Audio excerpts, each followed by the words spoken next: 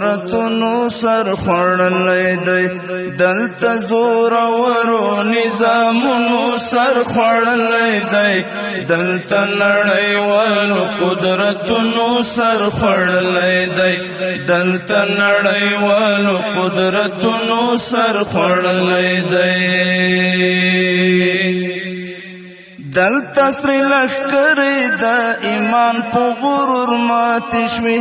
دلته سری لښکرې د ایمان په غرور ماتې شوې دلته یې پلیتو هدفونو سر خوړلی دی